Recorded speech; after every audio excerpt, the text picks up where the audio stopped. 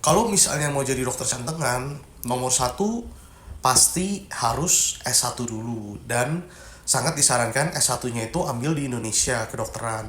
Kenapa? Kalau teman-teman ambil S1 dan lanjutannya itu di luar negeri, susah balik. Banyak banget orang yang kalau cantengan terus kulit di belakang kuku itu jadi gelap, habis itu panik. Kirain, wah ini jangan-jangan busuk nih, atau infeksinya udah parah, dan lain sebagainya. Cantengan itu sebenarnya bukan cuma di jempol aja, tapi memang paling sering terjadi pada jempol.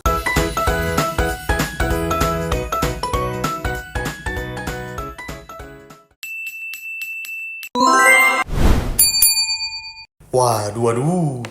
Selamat datang di Ngobrol bareng Dokter Cantengan episode ke-9. Oke, di konten hari ini banyak banget pertanyaan menarik yang sering banget ditanyain di TikTok, di IG, di YouTube, dan ditanya sampai berkali-kali walaupun sudah dijelasin. Jadi di konten kali ini kita akan jelasin untuk terakhir kali ya.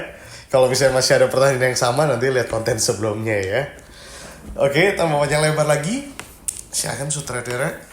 Pertanyaan pertama dari akun TikTok @sweetlife.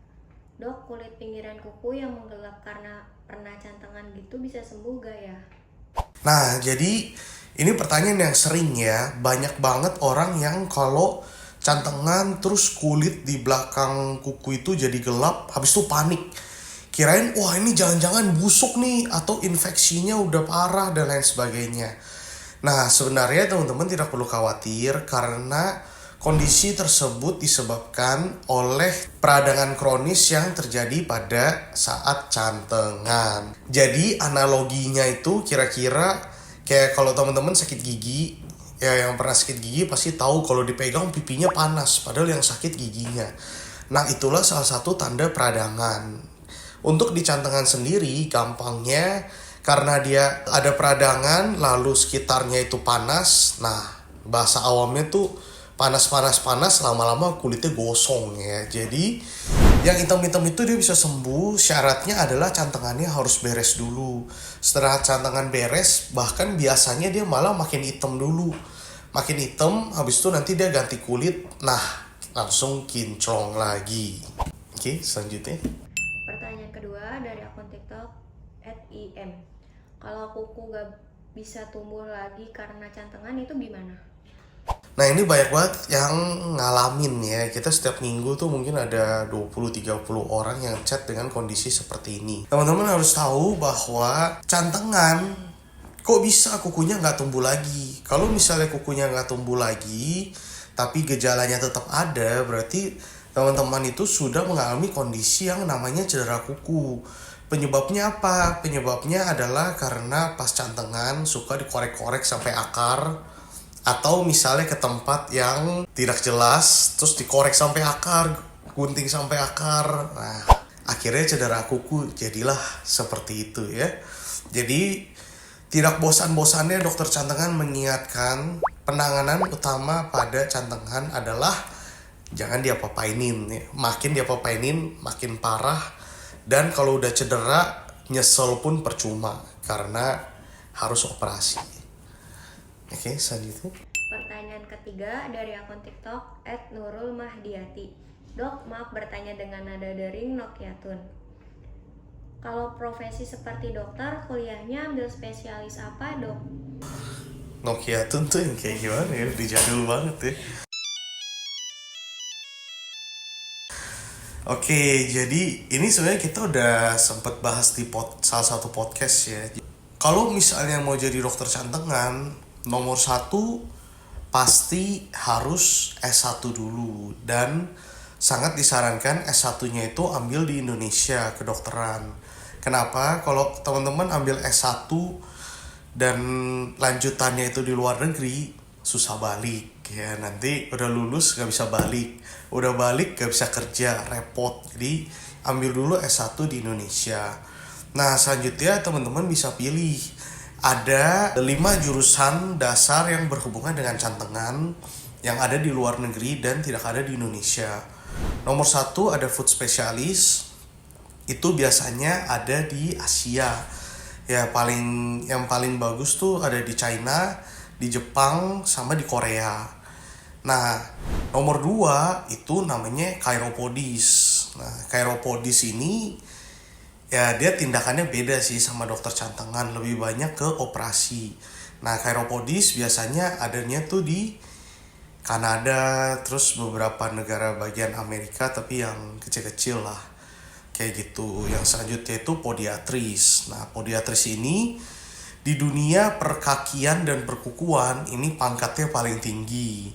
Ambilnya adanya di negara-negara yang besar seperti Amerika, Inggris, Australia. Nah, yang keempat itu adalah podologis. Nah, podologis sendiri biasanya ada di Eropa tapi negara berkembang.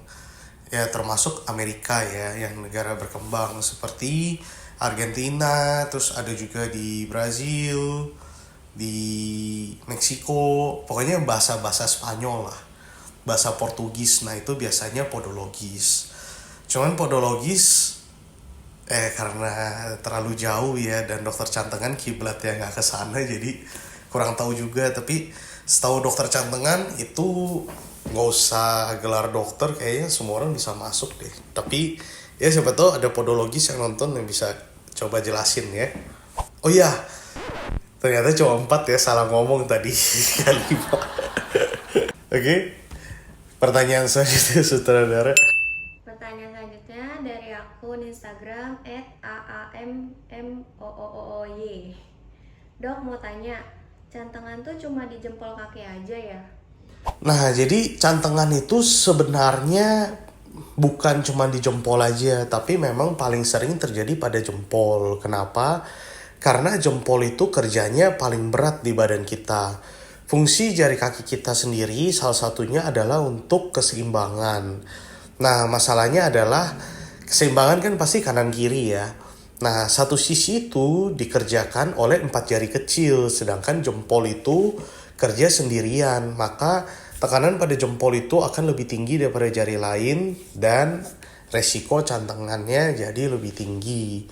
Apakah ada yang cantengan di jari kecil? Ada juga beberapa pasien. Misalnya dia salah gunting sendiri atau diguntingin tapi kedalamannya ekstrim ya, lebih dari 50% dari panjang kukunya. Atau misalnya pasien yang dalam kemoterapi, nah itu juga cukup sering terjadi cantengan. Tips sedikit buat yang teman-teman yang menjalani kemoterapi dan mengalami cantengan, penanganan utamanya bukan dikorek-korek. Nah, teman-teman bisa coba rendam pakai cuka apel. Ya, penelitiannya rasanya belum terlalu jelas, tapi pasien-pasien sini yang sedang kemo kita sarankan rendam cuka apel. Untungnya semua sembuh dengan baik. Jadi itu salah satu alternatif yang bisa dicoba ya. Nah, itu dia tadi jawaban dari beberapa pertanyaan yang sudah kita pilih dan masuk di minggu ini. Buat teman-teman yang masih ada pertanyaan bisa langsung komen di TikTok Dokter Cantengan, IG Dokter Cantengan, dan juga YouTube @doktercantengan. See you guys.